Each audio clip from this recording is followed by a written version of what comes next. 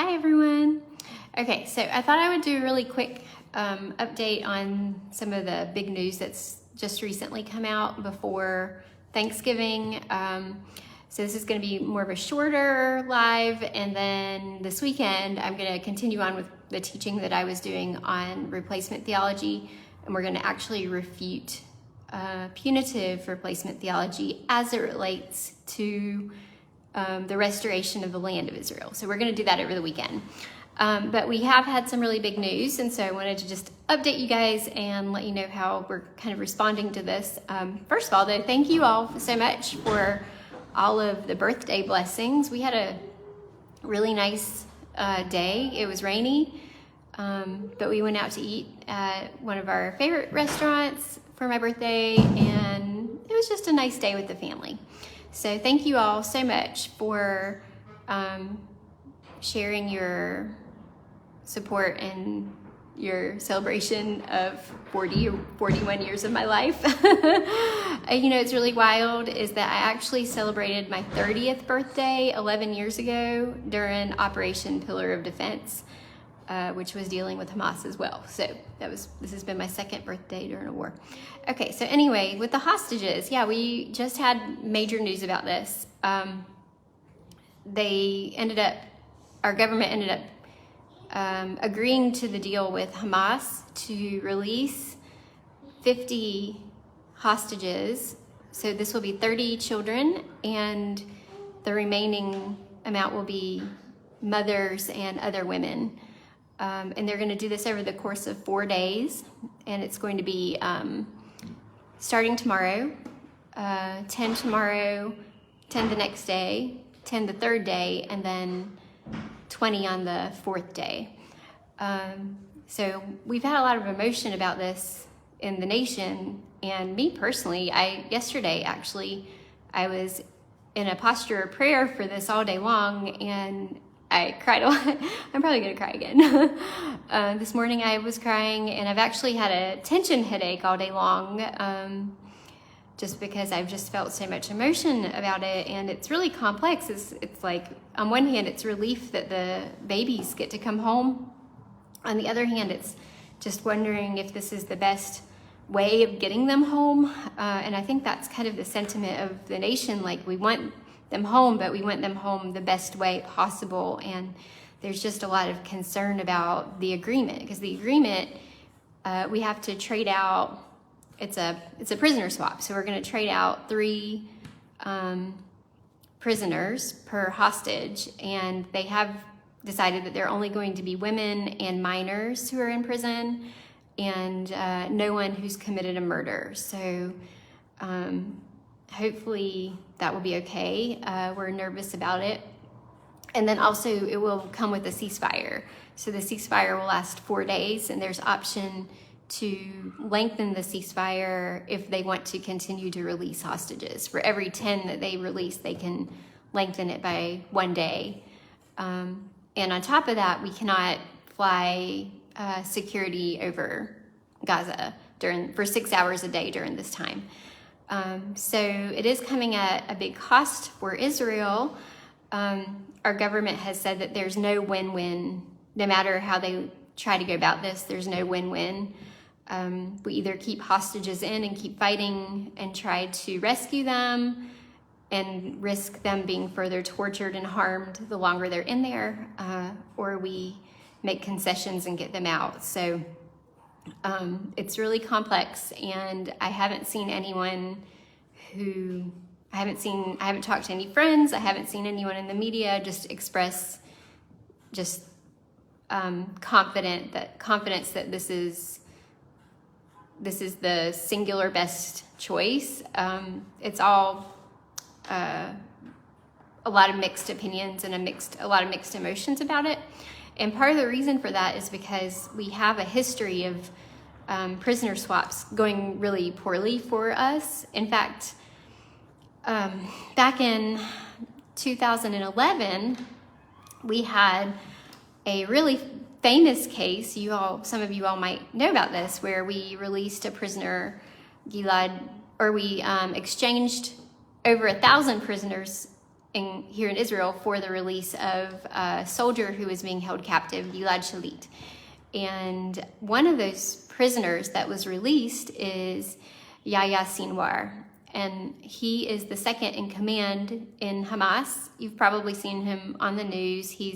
If you've seen any of the Hamas leaders on the news, he's the one that has really white hair and a beard and dark eyebrows.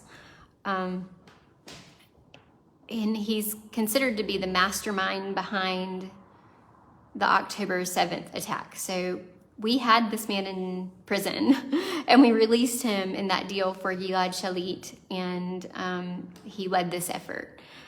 So if you can understand that the public is reasonably concerned about releasing prisoners, because that, he was directly responsible for this, and he's second in command there. He was in prison here in Israel for 22 years, and when he was released, he was automatically welcomed into Hamas leadership because he had been one of the founders before he went to prison. And some articles that I've read about him, the prison guards and the people in charge of him in prison said that they would classify him as a psychopath,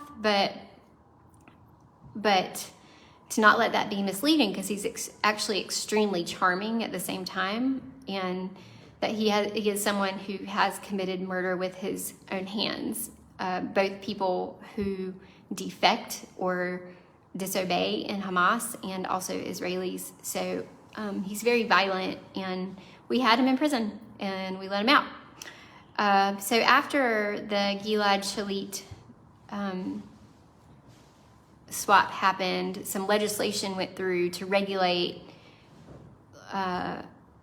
who we can release and how many people can be released from prison in instances of swaps for hostages. And right now, there are actually people contesting this decision based on that legislation.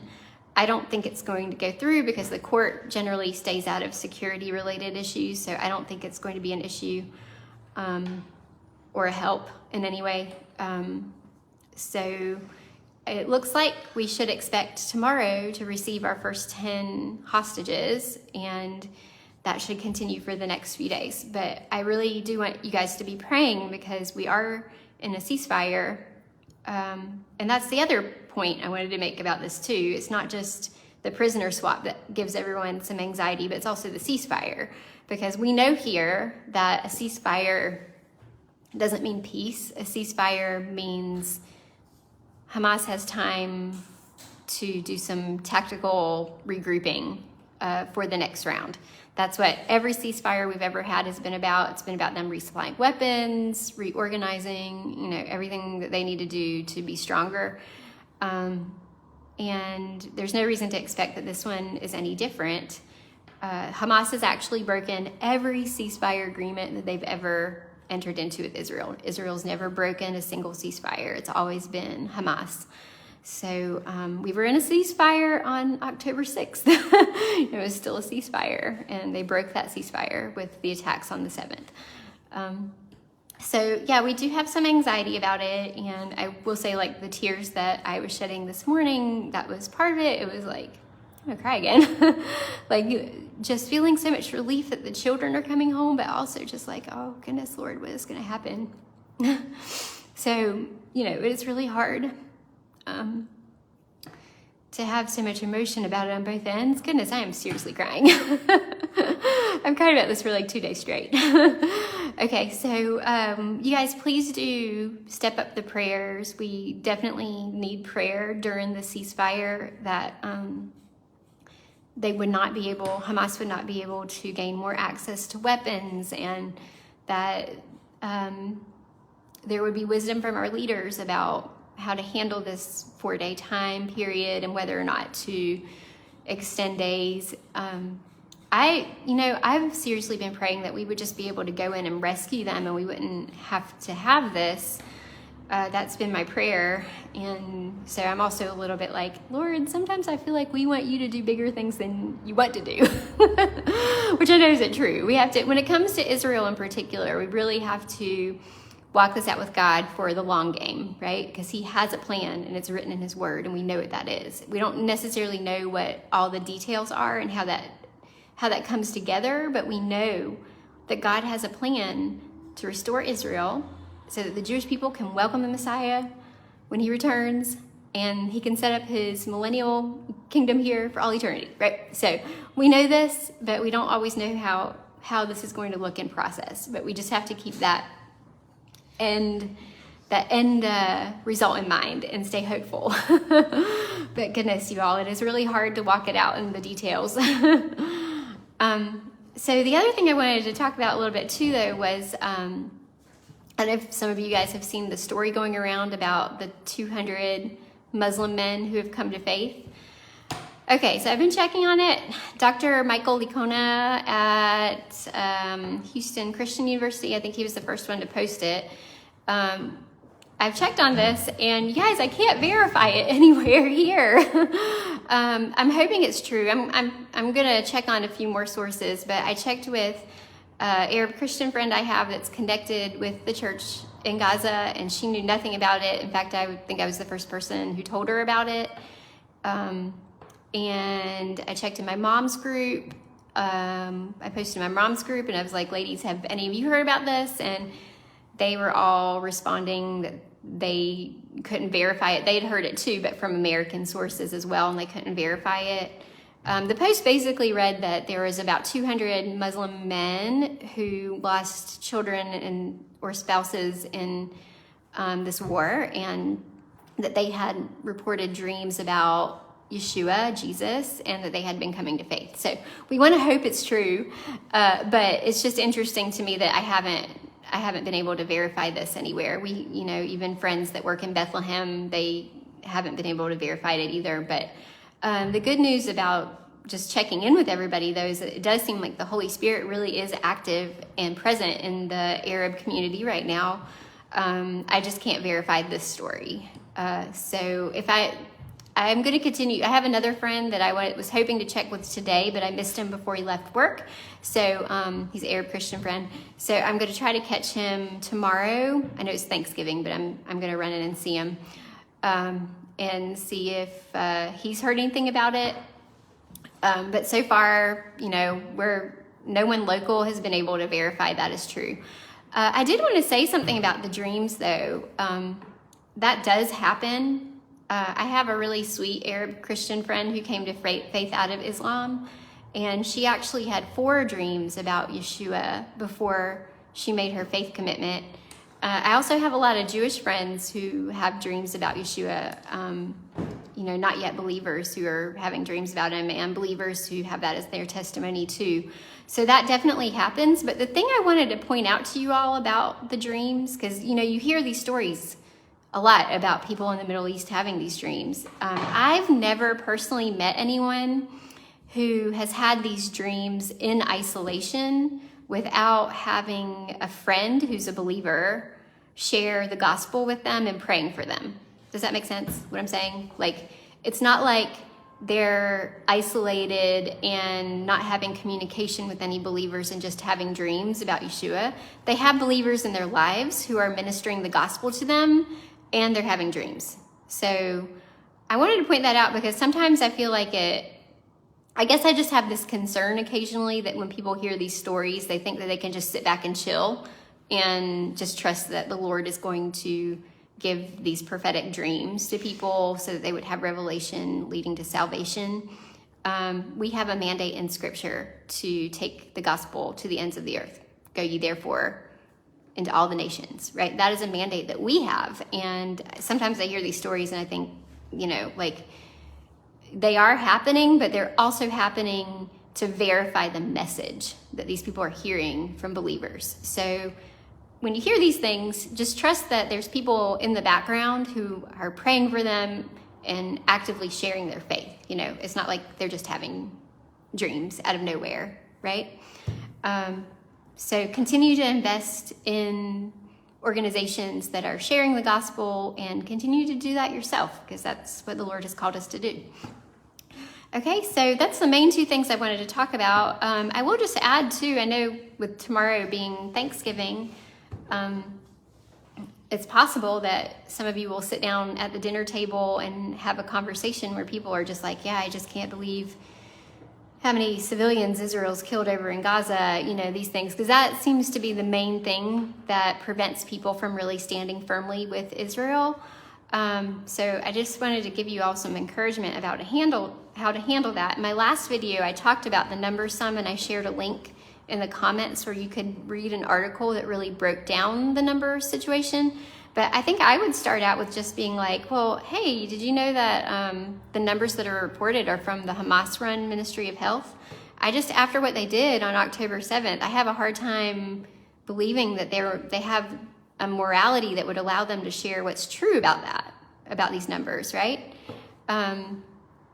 I think that's one way that you could segue, is just remind them that the numbers are not third party. The numbers come from Hamas. They're not verified by any other organizations. And Hamas, look at their moral compass and see, do you think they're an organization that would be truthful about this, right? Just ask them questions about that. And you can also point out that they don't differentiate between combatants and civilians, whether minor or adult, because Hamas recruits kids as young as 12 to start fighting with them. When I was talking about how part of the prisoner swap for our hostages is going to be releasing some minors that we have in prison, they're terrorists. Most of them are not 12. They're going to be more like 17 to 18, older teenagers, but they are terrorists and they have committed crimes. That's why they're in prison. But also for the numbers though, even the minors, they don't differentiate who of those minors was with, actively with Hamas, committing acts of terror when they died. Another thing is they don't differentiate between who died as collateral in an Israeli strike and who was killed by one of their own rockets misfiring, who they shot as they were trying to evacuate. There's just a lot of nuance to the numbers that they don't provide. So I know this is going to come up with someone. So I just want to give you guys some ideas about how to talk through that. And you can send me an email the rest of the day if you have a question, if you're anticipating a difficult conversation with a loved one at your Thanksgiving event. Just send me a question and I'll try my best to get back to you. If I can. I am cooking a lot today too, but I'm here to help. So I think that's the main points for today. We are going to have a Thanksgiving here tomorrow, and then hopefully Friday or Saturday, I'm going to get back with you all and share how to refute replacement theology when it comes to the land and the punitive replacement position towards the land. Just to really emphasize God's plan for the restoration of Israel, how you can talk about that and even maybe clear up some areas where maybe you just didn't really know what the word said. So we're going to do that on Friday or Saturday. We'll see how the weather goes, because I kind of like doing it under my olive tree like I did the day before, or the video before. So hopefully we'll be able to meet under the olive tree again. Okay, so anyway, that's the update on the hostages, the Muslim revival in Gaza, and some talking points for Thanksgiving. And you guys have a nice Thanksgiving, and I will see you over the weekend.